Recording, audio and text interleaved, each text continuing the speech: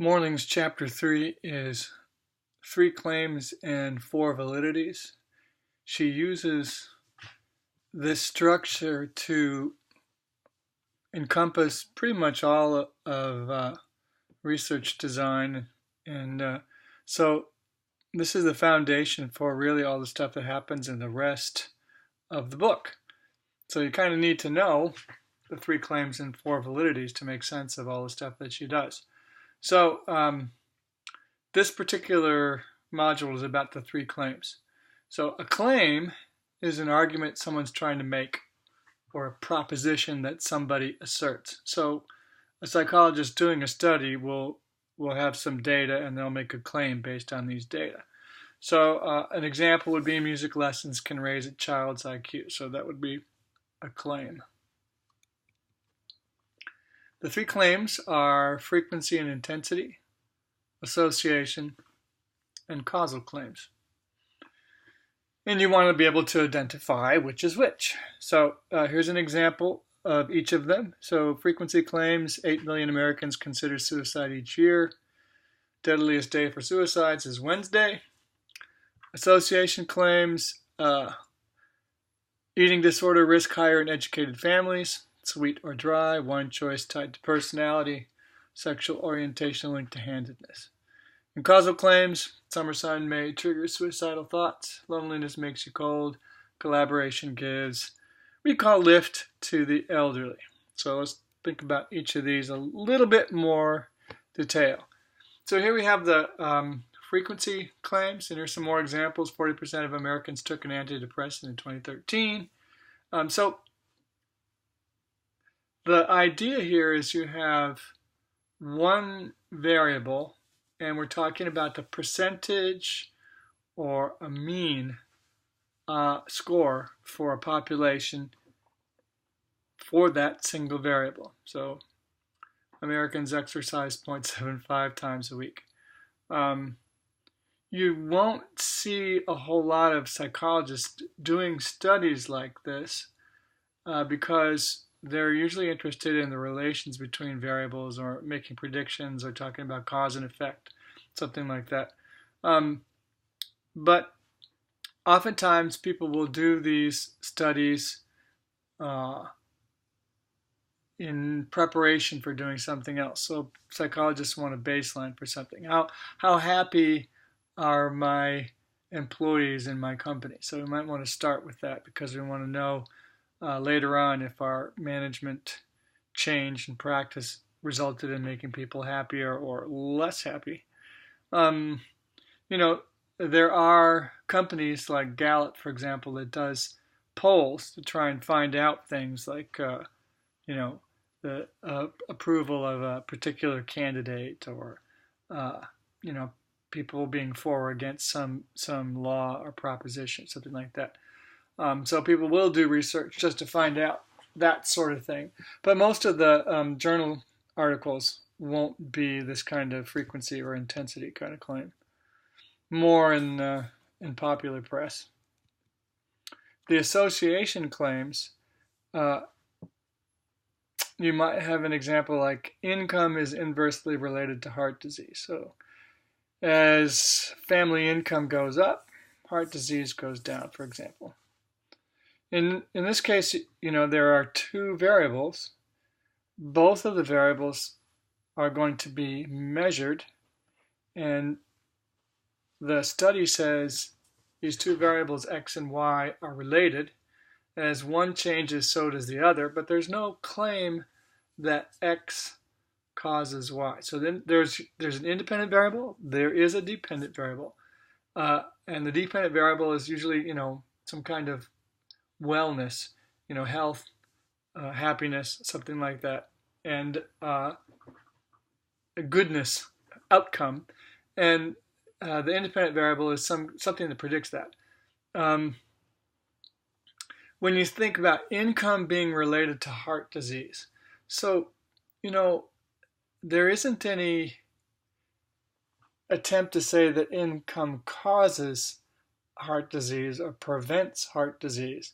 You can think there probably are a bunch of things that are associated with income that might be related to heart disease. So maybe people with more money tend to have better diet, and that's related to heart disease. Or maybe people with more income have better exercise regimen. I don't know. But there's probably a lot of different things. Or maybe they have better access to medical facilities or education that teaches them about risk for heart disease, or heaven only knows. But it's not the income itself that's causing or preventing heart disease. They're just associated. Right? So wine choice tied to personality. So if sweet wine is more for extroverts and dry wine is more for introverts, well, there's no necessary cause there. There's just an association. Now, a lot of psychology is about trying to establish causal relations. So one thing causes another. But that doesn't mean that association, even with the lack of cause, isn't interesting or useful. So there are people who work for insurance companies, for example, that that's their job, is to figure out what sort of things are related to accidents, because it makes them money. So younger people have higher insurance premiums, even though age doesn't cause accidents. Age is related to things that cause accidents, and just by knowing age, they can predict accidents well enough that it's going to make them money. So it's useful to know association, even if you can't establish cause and effect. The measure of association is typically the correlation coefficient, which you would have seen in intro stats or some other stats course if you've taken that. And there it's customary to talk about three kinds of association: positive, negative, and zero or no association. And I've got some examples of those to remind you of what that is. So for positive association, you see that I've got this cucumber yield and precipitation. So when it rains more, there's more cucumbers per square meter. So cucumber yield is in kilograms per square meter. And you can see that if it rains more, you get more cucumbers. Other things that might be graphed the same way would be like age and yearly income. So as people are older, their yearly income is greater. And you can see you can draw a line that goes from the lower left to the upper right through that point cloud there.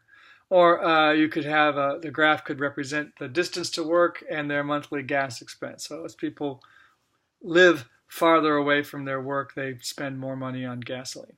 So those are examples of the positive association. Negative association, we've got a graph that shows the percentage of employees completing specialized training and then the cost per unit produced. So this is an example in a business where the more trained people are, the more efficient they become, and there's a resulting decrease in the cost of the goods, and that presumably is going to lead to better success in the business. So when you see these associations, there may or may not be a causal link between them. So you can imagine that there is a link between precipitation and cucumber yield. The water directly explains why there's more cucumbers.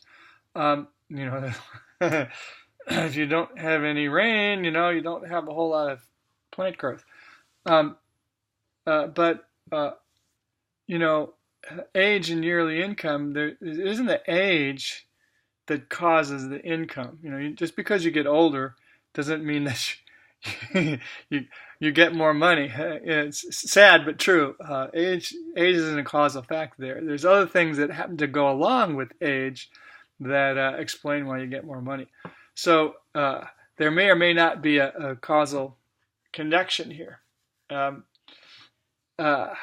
Over here on the negative side, another possibility for this kind of graph would be client contact hours and job satisfaction. So if you're in the kind of job that requires contact with the public, like a cashier or a waitress or something like that, the more time you actually have to spend in contact with the general public, the less happy you are.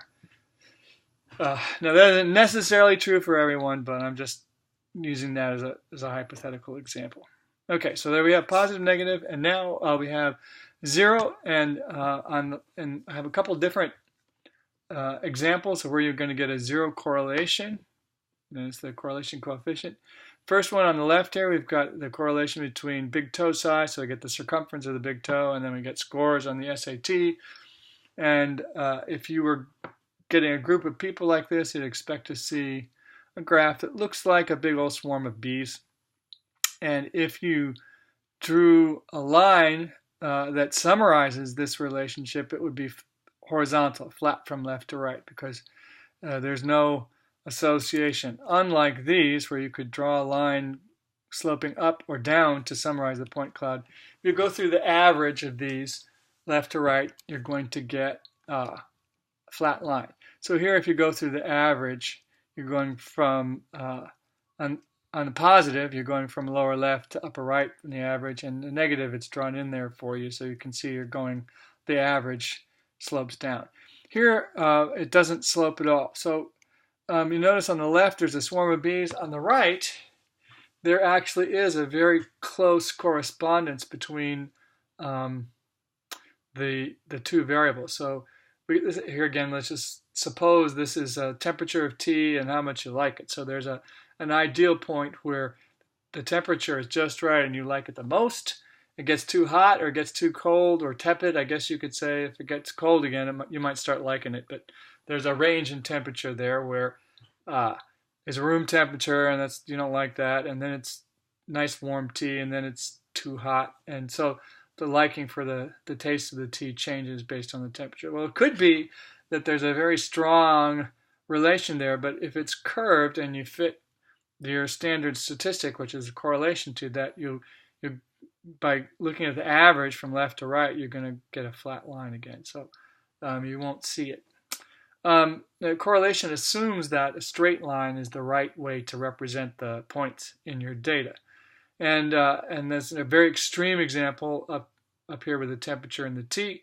There's lots of other examples, like the bottom right here. I've got horsepower of the engine and the miles per gallon, and you can see that the straight line that's drawn through there doesn't summarize the relations between horsepower and miles per gallon very well. So on the left, the miles per gallon is higher than the line, and on the right, it's higher again, and in the middle, it's lower. So in order to summarize this relation properly, you'd need to have a curved line, because the data themselves look kind of like a boomerang or something. It's a curved relation there.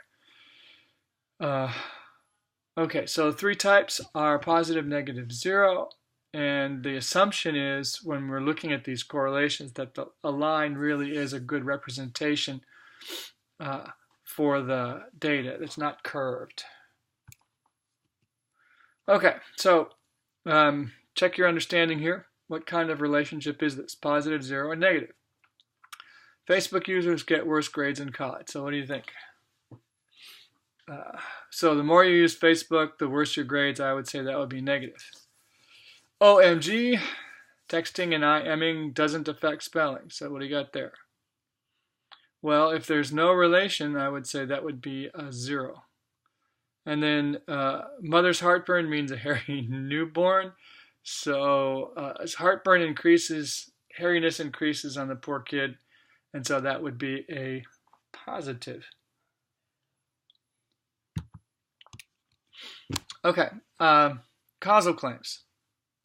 And Morling's examples include summer sun may trigger suicidal thoughts, loneliness makes you cold, collaboration gives recall lift to elderly. Music lessons can increase a child's IQ. In causal claims, just like association claims, there are two variables. And for cause, to be there, there has to be a change in y as x changes, and x has to be responsible for changes in y. So it's necessary and sufficient. In other words, if it's there, you're going to see the change. It's not necessarily the sole cause, except maybe in the study. And for us, cause can be probabilistic. So, for example, when we do a study, scientists do a study of the effectiveness of a new drug, they will do what's called a randomized clinical trial. And some people will get the drug, some people will get a placebo, and then neither the patient nor the physician who's ordered the prescription will know whether they got the placebo or the drug. And the patient will come back and tell the doctor how they did, and whoever's running the study will tabulate all the results, and they'll see whether or not there's a difference between the drug and the placebo. And they will conclude, if there's a big difference, they'll conclude the drug is effective and that, in fact, the drug causes a change in health. Well, not everybody who gets the drug is going to be cured, and not everybody who doesn't get the drug is going to remain sick. You know, people tend to get well even if they don't get medical attention. And there's a lot of things that go into being healthy, and everybody dies eventually, and sometimes people die for reasons other than the drug in that study. So, you know, it would be a lot easier if cause were really black and white, like when you flip the switch on the light in your living room, you know, it goes on and off, goes on and off. You're pretty sure that, by golly, you know, flipping the light switch causes the light to come on and causes it to go off. But with people and their behavior and their wellness and so forth, there are many, many, many things that influence that. And so there's oftentimes the probabilistic relation between the independent variable and the dependent variable. But we say, you know, X causes Y if there is this association and it can't be explained by anything else. Okay, so this is Morling's chart of words that you can use to think about cause and effect. And it's actually pretty slippery. Okay, so if somebody says causes or changes, something like that, increases, you know, something makes something else happen, you can be pretty sure it's causal. And if somebody says correlated or predicts, then you can be pretty sure that it is associational. Otherwise, you kind of have to read what the author says and the intent behind it, and so it's not always clear. So these are, you know, you have sort of clues, and when I ask you questions about this, I will try to make it clear and obvious which one's which. So the basic idea is, you know, causal, there is a sort of a necessary connection. If X happens, there's going to be an influence on Y, whereas in association, you know, there may or may not be. There's just there's this link where one thing can predict another. We don't know why. And in causal claims, there's the idea of explanation. So the change in X explains the change in Y. Whereas in association, who knows? So in a causal claim, you might say that irrigation leads to more cucumbers. Well, you know, the water is the explanation for the cucumber growth. whereas age is linked to accidents. Well, age isn't the cause of the accidents. Age is related to something, who knows exactly what it is, that results in more accidents for people who are younger. All right, so that's the difference. So we're going to try some examples of this. So let's see. B says people in large families are less likely to show PTSD, and that would be an association. There's no attempt to say one that causes the other. There's two variables there, and one is related to other. We look at C, long-term 9/11 stress found in Manhattan. So there's a frequency intensity. There's only one variable, which is stress. Now, if we had a comparison between Manhattan and Long Island or something like that, then we could talk about association. But here we've just got a group of people and one variable. So that's a frequency intensity. And then I says breastfeeding boosts children's IQ. So the idea is that the mothers who are breastfeeding their kids are going to get a boost in the kids' IQ. So there's a causal claim. Okay, so let's try a second set. You want a higher GPA, go to a private college.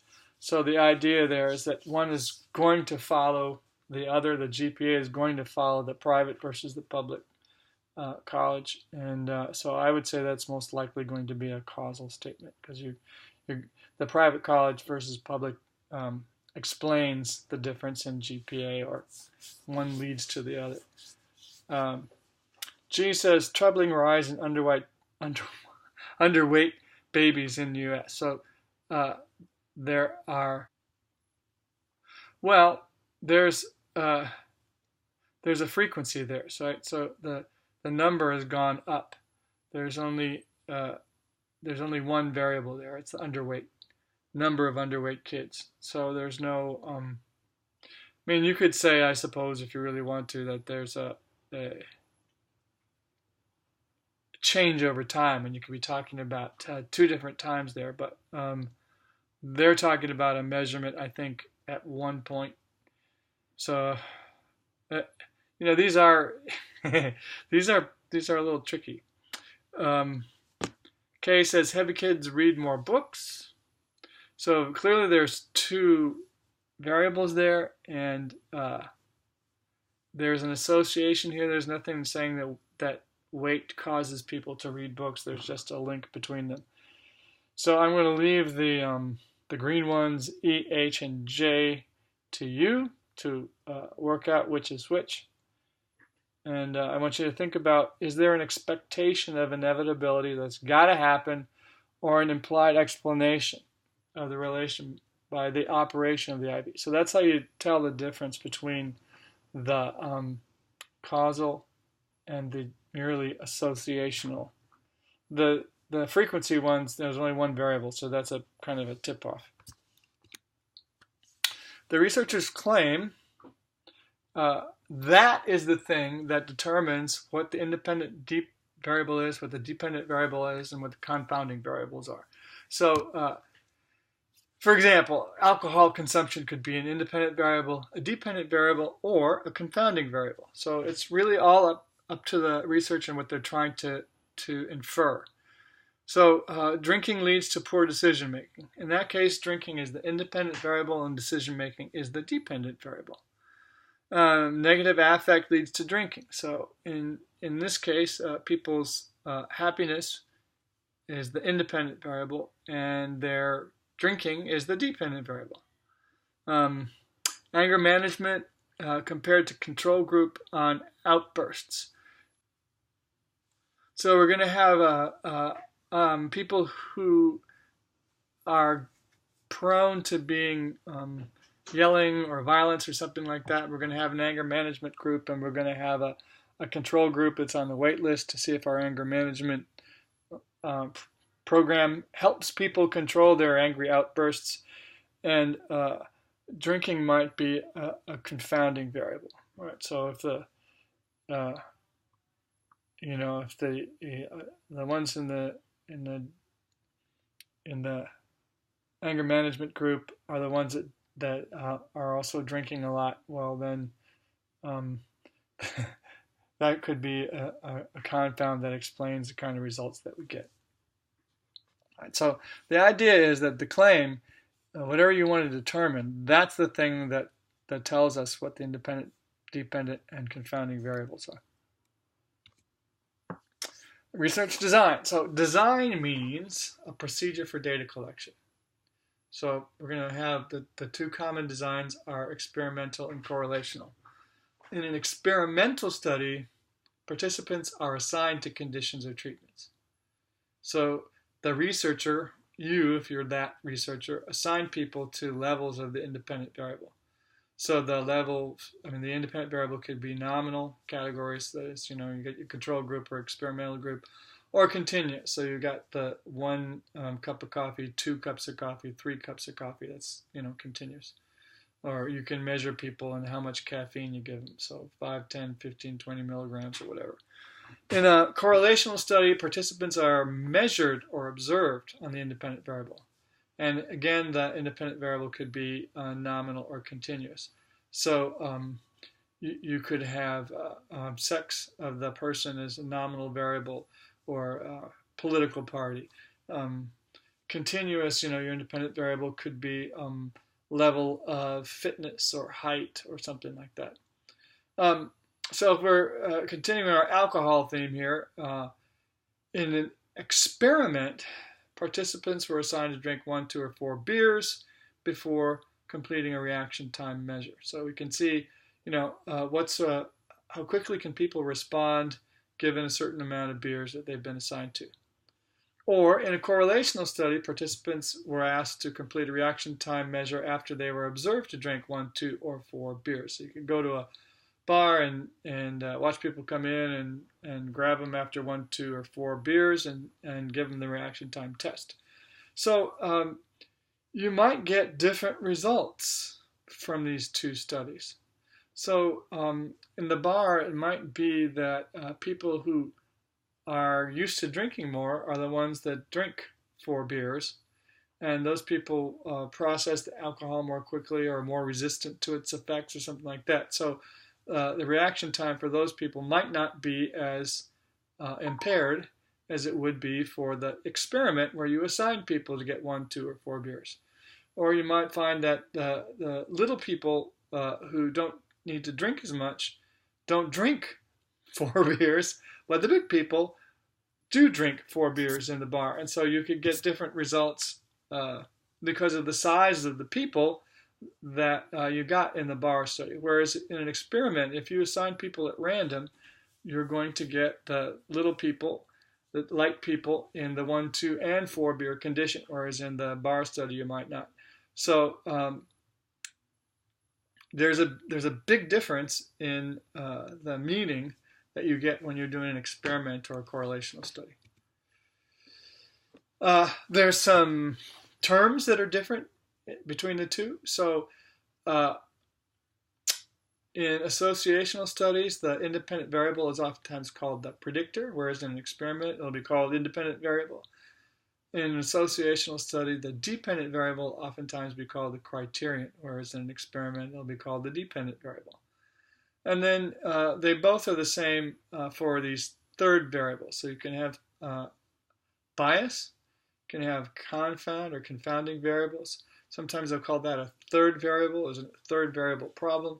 And sometimes they'll talk about a nuisance variable, which is something that gets in the way of understanding what it is that you want to know. Okay, I have a comprehension question for you. Social loafing refers to people's tendency to slack on group tasks. In one study on social loafing, college participants were assigned to cheer alone or in groups of 2, 4, or 6 people. They were told to cheer as loudly as possible. The amount of noise made by each participant dropped as group size increased. In this study, the independent variable is A, cheering, B, noise, C, number of people in the group, or D, social loafing. All right, can you figure this out? I think you can. Next, social loafing, blah, blah, blah. So the dependent variable is cheering, noise, number of people, social loafing. loafing.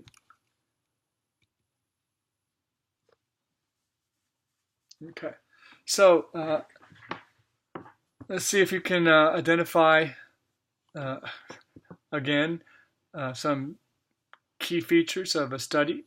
Let's suppose that well-being is related to the amount of small talk in faculty parties. So here we have some data. We have a well-being index. Here's average, and here is above average, and here is below average. Percentage of conversations that included small talk. So here we go, like that. There's your data. Follow a bunch of faculty around in a faculty party and eavesdrop on their conversations and see how much of the conversation is small talk. What kind of study is this? Correlational? Experimental? Well, were people assigned to condition, or were they simply measured? You know they were simply measured, right? So it's correlational. In a representative sample of Florida mothers, maternal employment is related to child behavior problems. So here we got the mother not employed, and here we got the mother employed, and here we got the incidence of behavior problems in their kids. What kind of study is this? Is this correlational or experimental? Well, were the mothers assigned to condition? No. So it's going to be correlational. In this study, the independent variable is blank, and the dependent variable is blank. All right, so what do we got here? The independent variable is mother's employment, and the dependent variable is behavior problems. Okay, so that's it for this module.